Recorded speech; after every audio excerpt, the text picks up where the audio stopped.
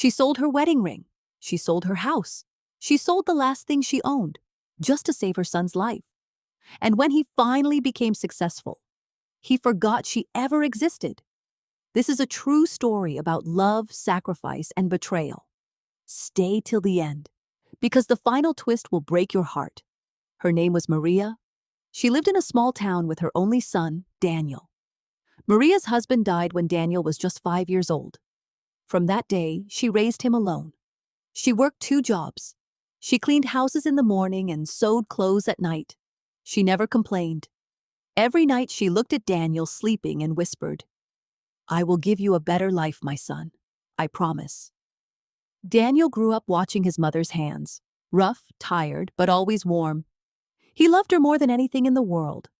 When Daniel turned 16, he got very sick. The doctors said he needed surgery. Expensive surgery. Maria didn't have the money, so she did something no one expected. She sold her wedding ring first. Then she sold her furniture. Then, piece by piece, she sold everything inside her small house. Finally, she sold the house itself. People in the town whispered, "She's crazy. She has nothing left for herself." But Maria didn't care. She said, "My son's life is worth more than any house." The surgery worked. Daniel survived. Maria moved into a tiny rented room with just 1 bed and 1 chair. But she smiled every single day because her son was alive. Years passed. Daniel studied hard. He got a scholarship. He worked part-time jobs. He remembered his mother's sacrifice every single day, and it pushed him forward. Eventually, Daniel became a successful businessman. He built his own company. He got married to a woman named Clara, a wealthy woman from the city. Maria was so proud. She thought, "Finally, my son is happy. My sacrifice was not in vain." But something started to change. Daniel visited less and less. First, once a month. Then, once every few months. Then only on holidays. Clara didn't like Maria. She thought Maria was old-fashioned and embarrassing. She convinced Daniel that his mother didn't fit into their new, wealthy life.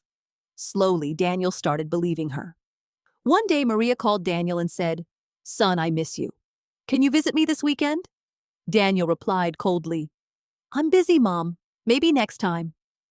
There was no next time for many, many months. Maria sat alone in her small room, holding an old photo of little Daniel smiling in her arms. She whispered, "Where did my boy go?" One evening, Maria got very sick. She was old now, and her body was weak. A neighbor found her lying on the floor and called for help. At the hospital, the neighbor called Daniel again and again. Finally, Daniel answered. Annoyed, distracted.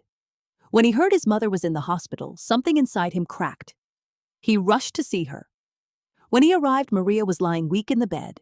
She smiled when she saw him. She said, "You came. I knew you would come." Daniel broke down crying. He remembered everything.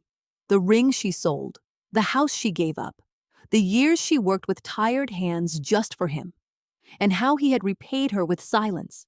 He held her hand and said, "Mom, I'm so sorry. I forgot who made me who I am." Maria smiled weakly and said, "You don't need to be sorry, my son. I never stopped loving you. Not for one single day." Maria recovered slowly. Daniel changed completely after that day. He left his old distant life behind. He moved his mother into his own home. Every single morning he made her tea with his own hands, just like she used to make for him. He told his wife, "If you cannot respect my mother, you cannot stay in this house." Clara, surprised by his strength, finally began to change too.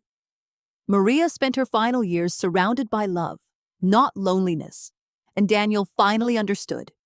Success without gratitude means nothing at all. A mother's love never asks for anything back. But we, as sons, as daughters, should never forget the hands that raised us, the sacrifices that shaped us.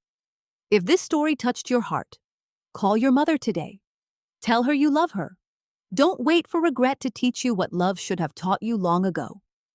If this story moved you, please hit the like button. Subscribe to Golden Heart Stories for more emotional stories like this one. and leave a comment below telling us about your own mother. Thank you for watching, and I'll see you in the next story.